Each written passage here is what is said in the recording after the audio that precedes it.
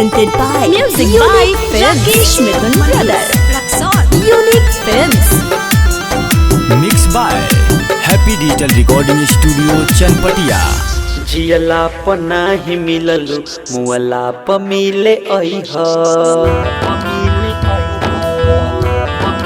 हाँ जियला प नाही मिललु मुअला प मिले अइह। मुअला प मिले तोहरा पे शौक करे ना घरवा के लोगवा।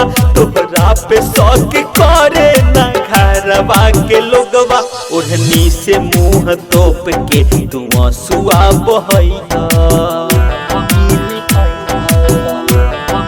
हाँ जियला पे नाही मिललु मुअला पे मिले अइहा। ओढ़नी से मुँह तोप के तू आंसुआ बहैया।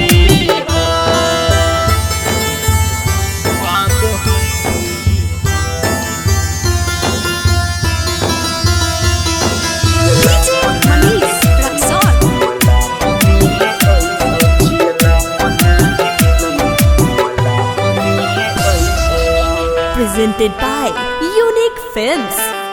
हाँ नैखिनी मन हमका तू कहलू कानू।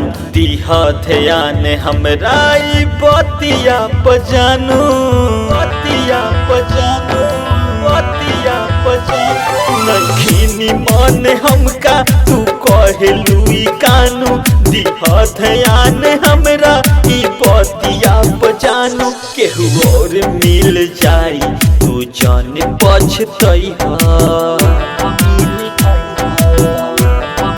हाँ जियला प नाही मिललु मुअला प मिले अइहा। ओढ़नी से मुँह तोप के तू आंसुआ बहैया।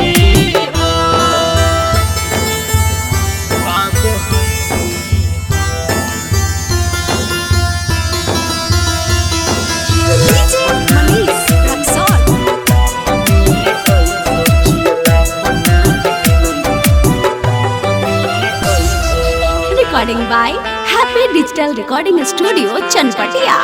तोहके कहब कुछ ना खुद के ही को सतानी।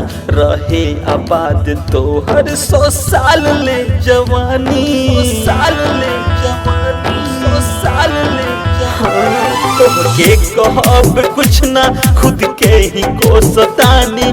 रहे आबाद तोहर 100 साल ले जवानी। वैभव से राभुटन के नमवा तो भूल जइहा।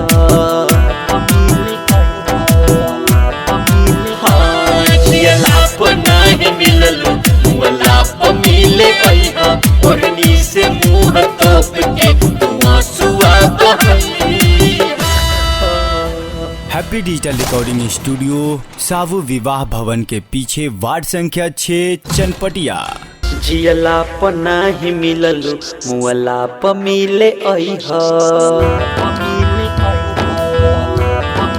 हाँ जियला प नाही मिललु मुअला प मिले अइहा।